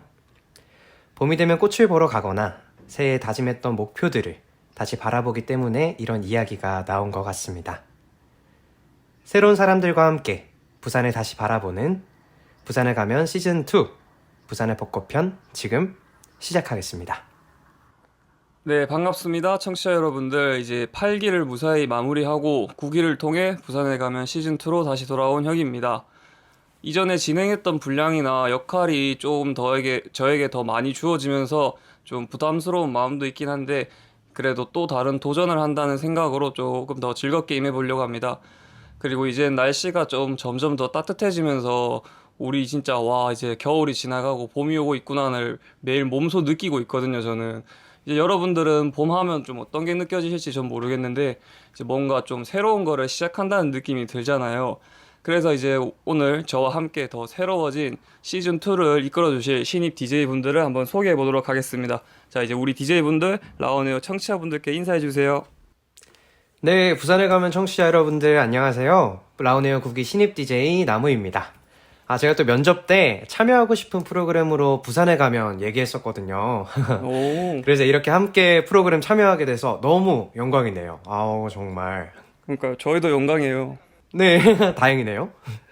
저희 부산에 가면은 부산과 관련된 다양한 이야기들을 소개하는 프로그램인데, 또 DJ 중에 제가 유일한 부산 토박이니까 부산과 관련된 생생한 경험들 전달하는 DJ 되도록 하겠습니다. 청취자 여러분 안녕하세요. 라온에어 8기의 홍보국의 요정으로 활동했던 나니가 이번에는 DJ로 찾아뵙게 되었습니다. 8기에는 홍보국 소속으로서 부산에 가면 팀의 녹음 현장에 참여한 적이 있었는데요. 혁이님 기억하시죠? 저는 기억하죠. 네. 네, 이제는 국이 DJ로서 녹음실에서 활동하게 됐네요. DJ는 처음이라 서툴 수도 있지만 즐거운 이야기 보따리 많이 풀어보도록 하겠습니다. 좋아요. 저 이제 요정님과 부산 토박이님과 함께 새로운 목소리가 들려서 저도 이제 좀 덩달아 처음 녹음했을 때 했던 대로 좀 돌아가는 것 같거든요. 이게 처음 녹음할 때는 되게 막 떨리고 진짜 실수하면 어떡하지 하면서 진짜 땀 흘리면서 저 준비했거든요. 여러분들은 좀 그런 게 있으신가요 지금? 그러니까요.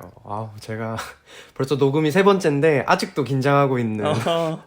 네, 저도 지금 성대에 힘이 꽉 들어가고 있어요. 그래도 저보다 여러분들이 더 잘할 것 같은 생각이 드는 목소리예요. 제가 생각했을 때는. 그러면은 네, 이제 좀 사담을 뒤로 하고 오늘 주제는 어떤 걸 준비했나요, 나무님? 네, 부산에 가면 시즌2가 시작되고 새학기라는 설렘이 다가오는 요즘. 어느새 계절도 점점 봄이 되고 있는 것 같아요. 그래서 시즌2 1화에서는 부산의 벚꽃에 대한 이야기들로 한번 준비를 해봤습니다. 맞아요. 봄하면 시작을 알리는 느낌이니까 시즌2가 시작이 된다는 의미로 봄꽃 중 벚꽃 이야기를 준비해봤어요. 부산은 작년 기준으로 3월 26일이 벚꽃의 개화식이라고 알고 있거든요. 근데 올해도 마찬가지로 3월 26일로 예정이 됐더라고요. 역시 부산에 살기도 좋은데 벚꽃도 빨리 볼 수 있어. 너무 좋은 곳이죠. 그러니까요. 제가 기상청을 찾아보니까 저희 부산이 이제 제주도와 대구를 제외하고는 3번째로 제일 빠른 시기에 벚꽃이 개화하는 지역이더라고요. 좀 아무래도 따뜻한 지역이다 보니까 다른 지역에 비해서 더 빨리 벚꽃을 볼 수 있는 이점이 있는 것 같아요. 그리고 이제 벚꽃이 좀 빨리 개화를 하다 보면은 이제 다른 지역에서 오시는 관광객분들이 벚꽃을 좀 더 즐기고 싶은 마음에 빨리 찾아오시는 분들이 있을 것 같은데, 그쵸. 그런 분들을 위해서 여러분들이 알고 있는 벚꽃 명소가 혹시 있을까요? 또 부산에는 풍경이 예쁜 곳도 정말 많은데 벚꽃 명소도 정말 많거든요. 일단은 산책하기 좋은 코스로는 광안리 삼익비치를 추천드리고, 드라이브 명소로는 해운대 달맞이길 추천드리는 것 같아요. 일단 두 장소 전부 다 벚꽃들이 일단 정말 예쁘게 피어 있는데, 벚꽃 구경하시면서 또 부산의 자랑인 광안리와 해운대 오션뷰까지 볼 수 있으니까 사진 찍기 좋아하시는 분들은 참고하시면 정말 좋을 것 같네요. 근데 삼익비치 같은 경우에는 실제로 주민분들이 거주하시는 공간이라서 저희 라운웨어 청취자분들은 구경하실 때 꼭 이 점 유의해 주시면 감사하겠습니다. 저 사진 찍는 거 굉장히 좋아하는데 네, 한번 참고해 보도록 하겠습니다. 도전하시는 걸로. 저는 떠오르는 스팟을 소개해 드리려고 하는데요. 바로 영도의 동삼 해수천입니다. 이 해수천 앞에 길을 동삼 해수천로라고 하는데 강변 따라 길게 피어있는 벚꽃이 산책로로 정말 예쁘다고 해요. 다른 유명한 스팟들에 비해 사람이 조금 덜 모인다고 하니 평일 중으로 가면 약간 조금 더 한적하다고 들었거든요. 약간 눈치 싸움 성공한다면 네, 조금 사진도 원래 사람이 뒤에 좀 덜 찍히면 더 예쁘잖아요. 그렇죠. 네, 한적한 길 걸으며 강변 소리와 바람과 함께 떨어지는 벚꽃잎을 구경한다면 상상만 해도 기분이 좋지 않나요? 나니님 말씀하시는 게 거의 시인이신데요? 그러니까요, 완전히. 청취자분들이 동삼 해수천로 너무 궁금해하실 것 같습니다. 그러니까요. 저도 이제 나무님이랑 나니님이 설명해 주신 곳 중에 저는 해수천로는 못 가봤는데 삼익비치는 가본 적이 있거든요. 거기가 이제 벚꽃 약간 길처럼 해서 되게 예쁘신데 나무님이 말씀하신 것처럼 주민분들이 다 사시는 곳이라서 배려를 좀 해주셨으면 좋을 것 같아요. 맞습니다. 이제 여러분들이 소개해 주신 곳 말고 또 제가 다른 곳을 소개해 드리자면은 저는 이제 저희 학교 주변에 있는 유엔공원을 추천드리거든요. 좋죠. 오. 혹시 유엔공원 가보셨나요, 두 분? 전 또 학교 옆이라 가끔 놀러 갔던 기억이 나네요. 네.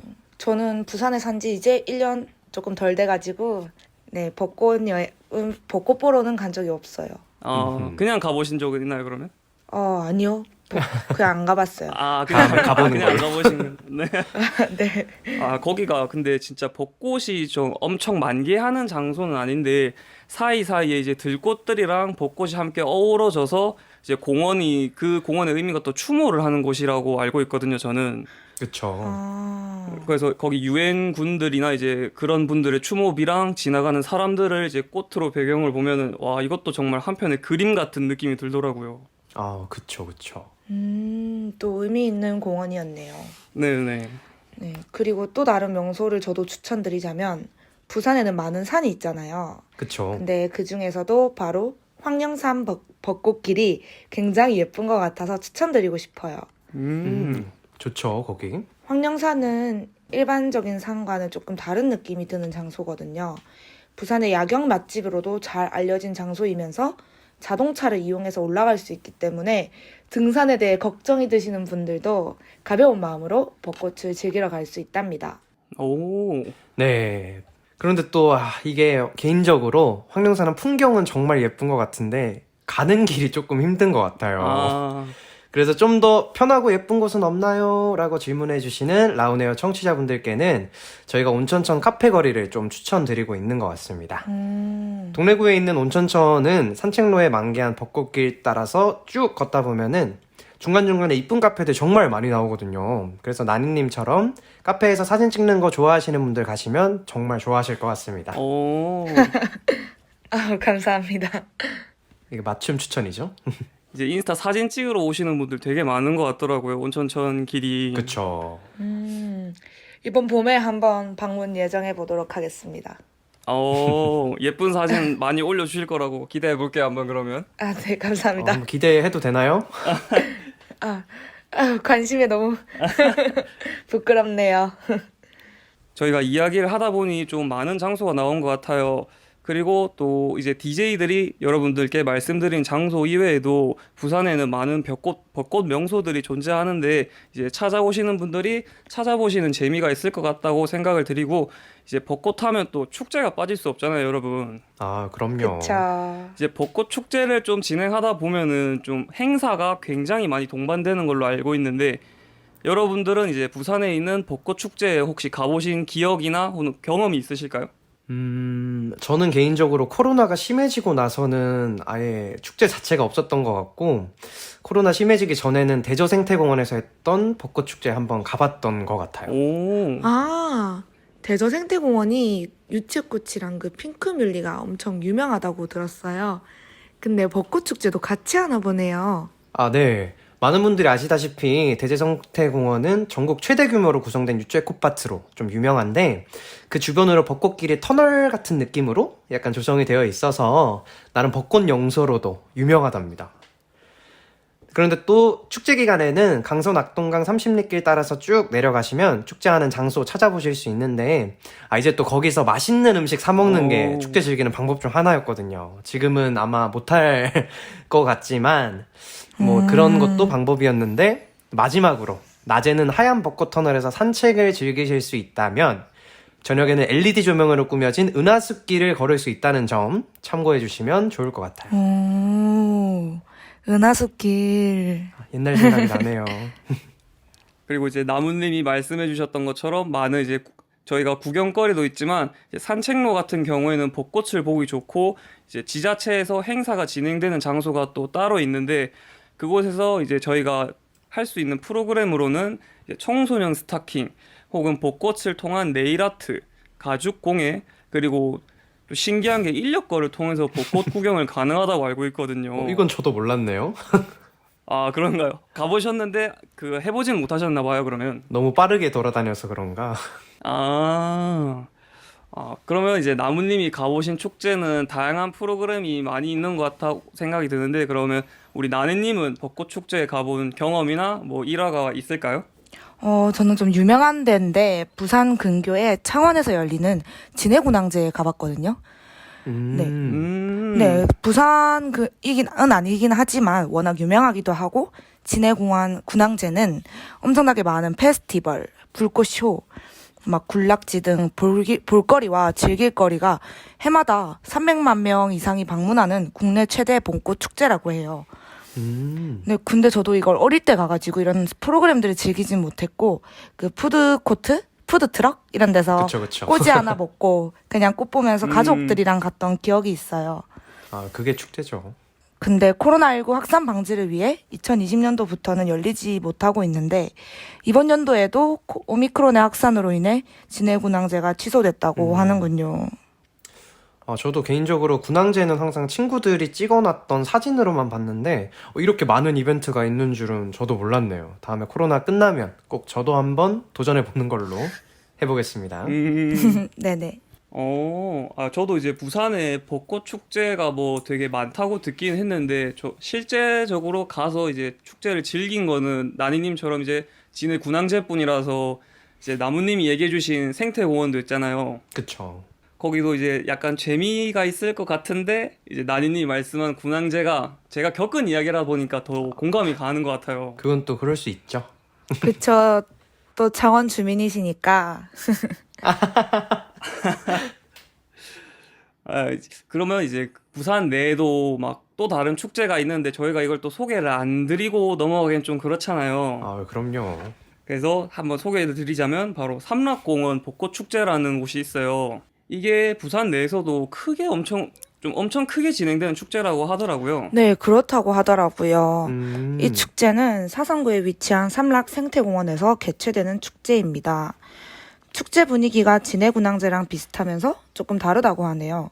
진해군항제의 경우에는 외지인들이 먹을거리를 사거나 체험활동을 많이 하는데 삼락공원은 지역구 주민들의 참여가 엄청나게 많은 축제라고 해요.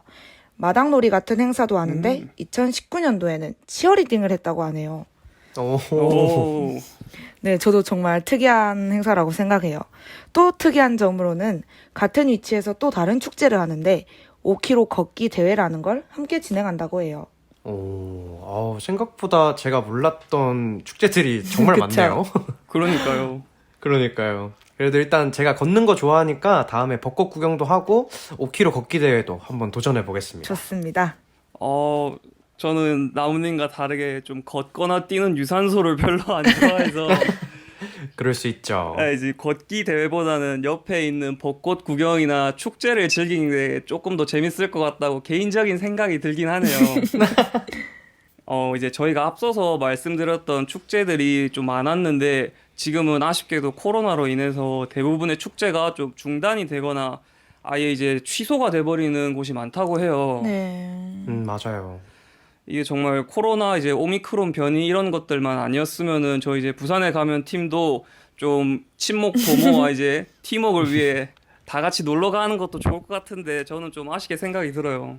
맞아요. 진짜 너무 아쉬워요. 네, 온천천에 너무 영혼이 없는 거 아니에요?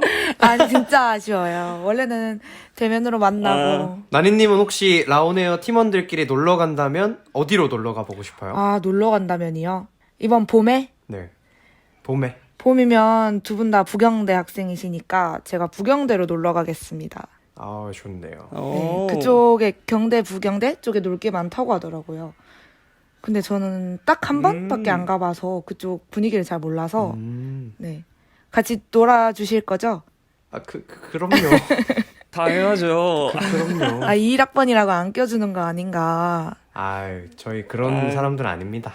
두 분 다 너무 고학번이셔가지고 청취자분들은 모르시니까 네, 넘어가는 네, 걸로. 그러면 사담은 뒤로 하고 네, 온천천에 벚꽃을 보러 가고 싶어요. 저는 또 낮에도 거기도 좋죠. 네, 낮에도 밤에도 핑크빛깔로 시선 강탈이라고 하더라고요. 온천천 벚꽃에 노랑노랑 유채꽃과 함께 영롱한 분위기가 장난이 아니더라고요. 네. 맞아요. 게다가 이쁜 벚꽃뷰 카페. 전 또 카페를 좋아하다 보니까. 근데 여러분 예카라는 단어 아시나요? 예카 혹시 예쁜 카페 뭐 이런 거 아니죠? 보통 카드 이렇게 예. 예상하시던데 바로 맞추셨네요. 혹시나 했는데. 네, 저는 예쁜 카페, 네, 예카를 좋아하는 사람으로서 온천천의 벚꽃뷰 카페 꼭 가보고 싶습니다. 오. 예카 좋죠. 저는 만약에 라운웨어 분들과 다 같이 놀러 간다면 나니님이 말씀하신 것처럼 부산 최고의 벚꽃 명소인 저희 부경대 대연캠을 한번 소개해드리고 이야. 싶네요. 저희 학교 캠퍼스가 정말 풍경이 예쁜 거로 좀 유명하거든요. 자세한 얘기는 2부에서 한번 다뤄보겠습니다. 이제 저희 나무님의 학교에 대한 애교심을 보면서 이제 벚꽃에 있는 이야기를 저희가 되게 많이 하다 보니까 이제 1부를 좀 마무리해야 될 시간이 찾아왔는데요. 저희 라운웨어는 부산을 대표하는 아름다운 바다인 광안리 해수욕장에 위치한 관광기념 판매점인 여가거가 광안리와 함께하고 있습니다. 이제 잠시 쉬었다가 2부에서는 우리 DJ들이 제작 중인 학교에서 유명한 벚꽃에 대한 이야기들로 돌아오겠습니다.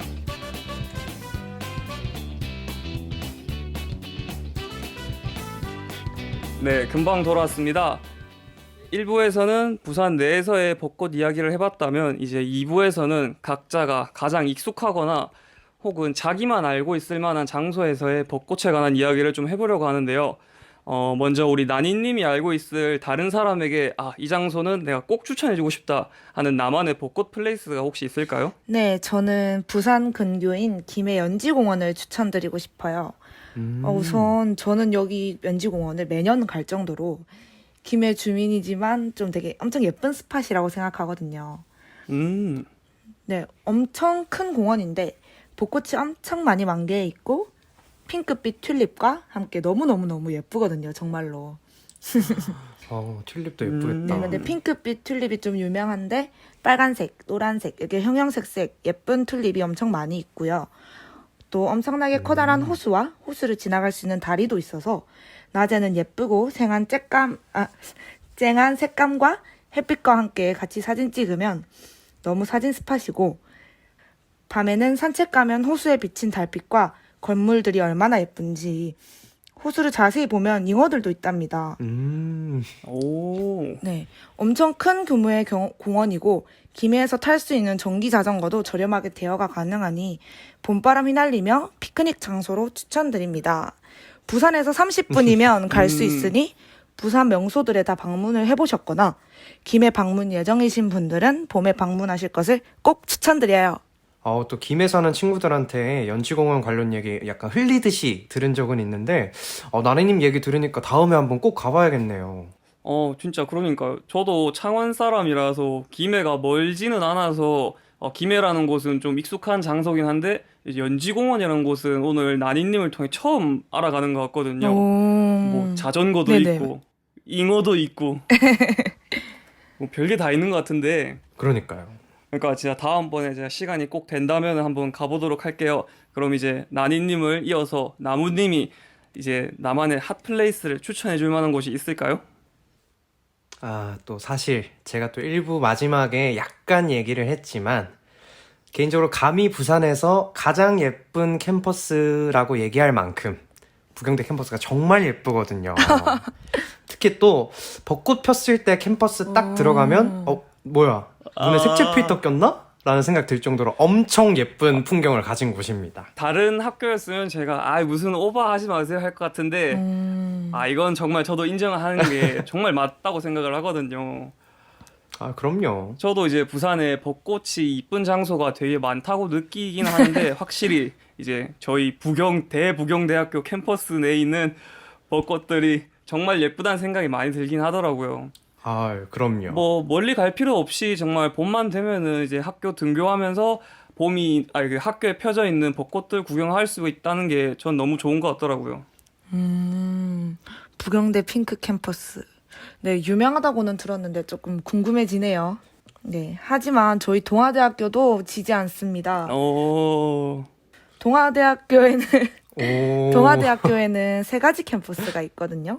와. 승학 캠퍼스, 부민 캠퍼스, 구덕 캠퍼스로 보통 다 부산 서구 쪽에 네, 위치해 있는데 저는 부민 캠퍼스에 재학 중인데 부민 캠퍼스는 좀 마지막에 지어진 캠퍼스라서 조금 신축이고 또 도심에 위치한 캠퍼스여서 또 작은 규모이기 때문에 벚꽃이 그렇게 예쁜 캠퍼스는 아니에요, 사실. 하지만 다른 캠퍼스에 재학 중인 친구들에게 벚꽃에 대한 이야기를 많이 들어보았는데 구덕 캠퍼스 바로 옆에 위치한 대신공원에 벚꽃을 둘러싼 호수는 정말 예쁘다고 이야기를 드리고 싶다고 하더라고요. 오, 호수뷰까지. 구덕 캠퍼스 같은 경우는 그거 구덕산 바로 앞에 있기 때문에 조금 더 산이랑 같이 있어서 좀 더 예쁘지 않나라는 생각이 들고요. 승학 캠퍼스 또한 빼놓을 수 없는데요. 108계단 유명한데 들어보셨나요? 네. 108계단 또 처음 들어보네요. 네. 캠퍼스에서. 네, 승학 캠퍼스 안에는 108계단이 있는데 그걸 실제로 세보면 또 108개가 아니라는 말이 있어요. 아, 네, 그 세본 분들도 좀 대단하긴 한데 네, 세상에나. 그걸 시간이 여유가 있으실 때 저도 한번 세봐야겠어요. 네, 그래서 다음에 한번 후기 풀어주시는 걸로. 네, 꼭 한번 계단 세보겠습니다. 네, 그 108계단과 캠퍼스로 올라가는 길을 따라 오래된 큰 벚꽃나무들이 줄지어 있대요. 그 승학 캠퍼스 다니는 친구로부터 들은 얘기인데 이것도 도서관 옆에 진짜 커다란 벚꽃나무가 있어서 도서관의 모든 층, 꼭대기층까지 그 나무가 보이는데 그게 그렇게 예쁘다고 하네요. 오. 네, 그만큼 승학산에 오래되고 커다란 벚꽃나무가 많기 때문에 벚꽃 축제가 열리진 않지만 우리 학교의 예쁜 벚꽃을 빼놓을 순 없다고 생각합니다. 역시 동아대도 지지 않는 이유가 있네요. 네, 근데. 저희 학교 PR 어땠나요? 그러니까요. 홀라당 반할 뻔했어요, 정말. 아, 괜찮은데요? 제가 두 학교를 다 가봤는데, 근데 말로 할 때는 저희 학교가 더 예뻐요 하지만 제 우열을 가릴 수 없을 정도로 두 학교 다 예쁜 장소인 것 같거든요. 제 생각에는. 이제 다음에 이제 개강을 하고 나서 혹시 학교에 갈 일이 생기신다면 학교에 정말 예쁜 저희가 말했던 예쁜 장소들에 있는 꽃들 사진을 찍어서 우리 라온에어 인스타그램이나 혹은 블로그에 올려주시면은 홍보를 하셔서 두 분이 어떻게 좀 하실 수 있을지 생각을 해보도록 해요. 저희가 어떤가요? 한번 원만하게 합의 진행해 보겠습니다. 아, 좋습니다. 그러면은 네, 저도 합의해 보겠습니다. 이제 나니님까지 확인을 받았고 그러면은 부경대에서는 이제 저희가 또 핑크 캠퍼스라는 벚꽃 축제를 그쵸. 한다고 얼핏 들었는데 우리 이제 부경대 재학생이신 나무님이 좀 설명을 해주실 수 있을까요? 네, 혁이님이 방금 말씀해 주신 것처럼 코로나가 심해지기 전에는 한 3월 말에서 4월 초? 그쯤에 핑크 캠퍼스가 열렸어요. 뭐 각 단대 학생회나 학과 사람들 아니면 나래나 블루 같은 학교 홍보대사에서 플리마켓이나 이벤트 부스 같은 다양한 이벤트를 열었는데 꽃 구경도 하고 컨텐츠도 참여하는 그런 행사라고 생각하시면 돼요. 오. 근데 또 이게 재밌는 게 만우절 기간이랑 보통 겹치다 보니까 이제 교복이나 군복 입고 캠퍼스를 즐기는 사람들도 보이는데 그거 구경하는 게 또 다른 재미여가지고 저희 핑크 캠퍼스 다시 열린다면 또 가보고 싶네요. 저 고등학교 때 그 부경대 간 재학생 선배님들이 계셨거든요. 근데 그 부경대 선배님들이 그 핑크 캠퍼스에서 교복 입고 사진 찍은 걸 제가 인스타그램에서 본 적이 있어요. 아우, 좋죠. 네, 나무님도 혹시 교복 입고 이벤트 참여해 보셨나요? 너무 옛날이라 기억이 잘 안 나긴 한데 했던 것 같기도 하고 했던 것 같기도 하고 아닌 것 같기도 하네요. 그러면 나무님은 교복이 아니라 군복 아니신가요, 그러면? 군복일 수도 있는데 아마 교복이지 않을까. 두 개 다 입은 걸로 합시다, 그러면. 그런 걸로. 근데 핑크 캠퍼스 이벤트라니 이야기만 들어도 뭔가 핑크핑크하고 마음까지 설레어오네요. 맞아요. 뭔가 운명을 만날 수 있는 그런 기분이 들어요. 허허. 약간 드라마 대사를 읽으시는 것 같은 느낌이 드는데 운명을 만날 수 있는 기분이 들어요. 그러니까 이제 저희가 벚꽃 하면은 이제 우스갯소리로 이제 벚꽃이 피면은 많은 이제 캠퍼스 커플이 탄생하고 벚꽃이 지는 해가 이제 달이 오게 되면은 그 많았던 CC가 다 사라진다요, 정말로. 이제 아무래도 봄이 주는 좀 몽글몽글한 느낌과 꽃이 주는 아름다운 시각적 느낌이 옆에 있는 우리 학우분들한테 다 적용이 되나 봐요. 그랬나 봐요. 그래서 우리 DJ들은 CC에 대한 경험이 있는지 혹은 이제 나는 없지만 주변에 정말 이런 CC까지 봤다 하는 좀 그런 이야기를 해줄 수 있을까요? 사람들이 근데 무작정 캠퍼스 커플이 나쁘다라고 말하는 경우가 있어요. 근데 제 개인적인 생각으로는 좋은 점도 꽤 많은 것 같거든요. 자, 일단 같이 공감할 수 있는 확실한 공통 주제를 가지고 있다는 게 엄청난 장점인 것 같고, 또 특히 저희 부경대 같은 경우에는 뭐 핑크 캠퍼스나 학교 축제 같은 이벤트에서 그 CC들만 느낄 수 있는 그런 감성들? 그런 게 있다는 거.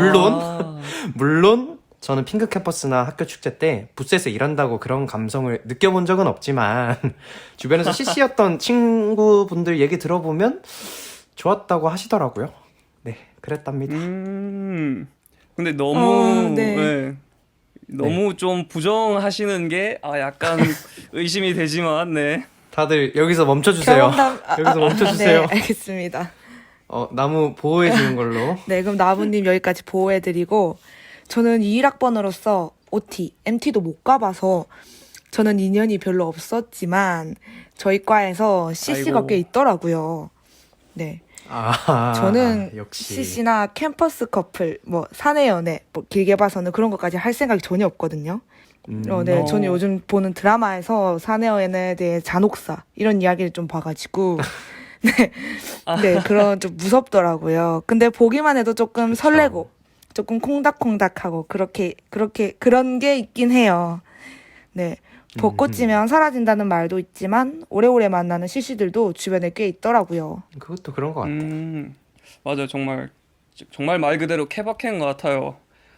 근데 이제 저도 이제 뭐 이런 말씀을 드리긴 하지만 저도 CC를 못 해본 입장이라서 근데 이제 개강 초기에는 이제 사귀기 시작한 커플들이 몇 명 있긴 있었거든요. 제 주변에도. 네.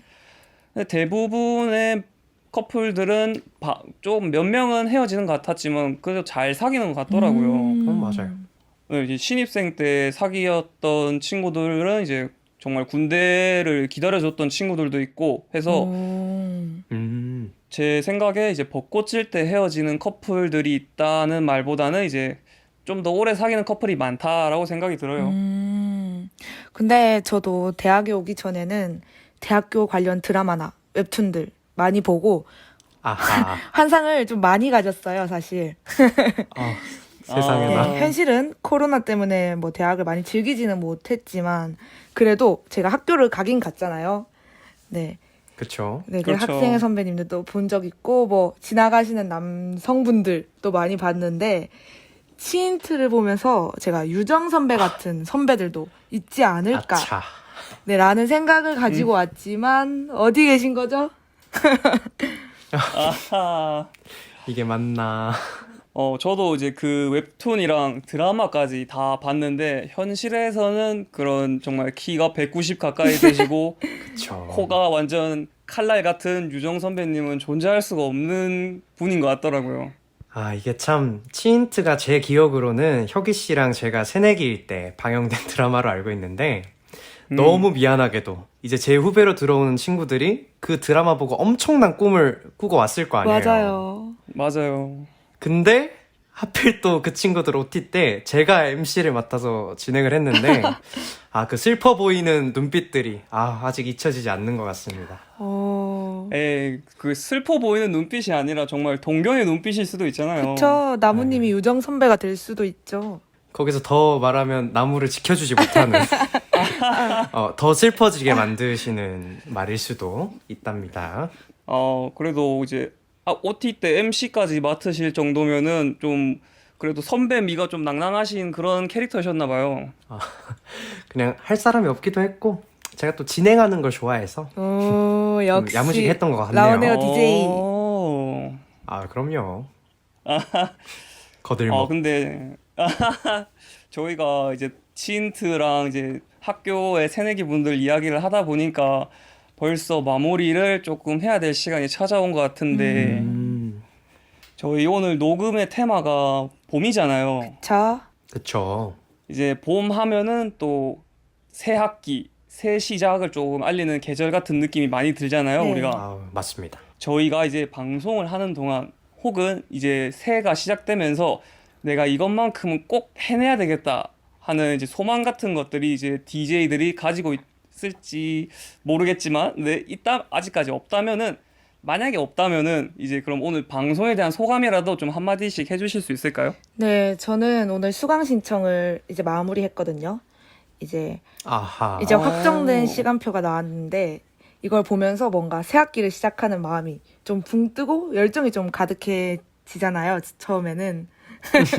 그쵸. 원래 그렇죠. 중간고사 치기 전까지는 좀 열정이 가득하고 기말 칠 때는 비플이라도 이런 마음이 좀 강했던 것 같은데 네, 이번 학기에는 장학금을 노려보기 위해서 열심히 하겠다고 또 다짐을 해봅니다. 오, 아직은 너무 멋있는데요? 네. 그리고 또 아직은 좀 어리숙한 DJ지만 이번 연도에 능숙한 DJ로 성장해 있도록 열심히 해보도록 하겠습니다. 너무 멋있는. 근데 저는 일단 오늘 부산에 가면에서 밝고 따뜻한 이야기 나누니까 괜히 제 마음도 따뜻해진 기분인데 저희 라디오 듣고 계신 청취자 여러분들도 저희 프로그램 들으시면서 좋은 기운 받아서 연말까지 건강관리 꼭 잘하셨으면 좋겠습니다. 그러면 이제 나무님은 새해 소망은 딱히 아직까지 없으신 건가요, 그러면? 새해 소망은 청취자분들의 건강? 우와. 너무 DJ 같았나요? 본인의 건강이 아닌. 아니요, 멋있어요. 우리 청취자분들 건강까지 챙겨주시는 DJ는 처음이시거든요. 모두 건강하시는 걸로. 좋아요.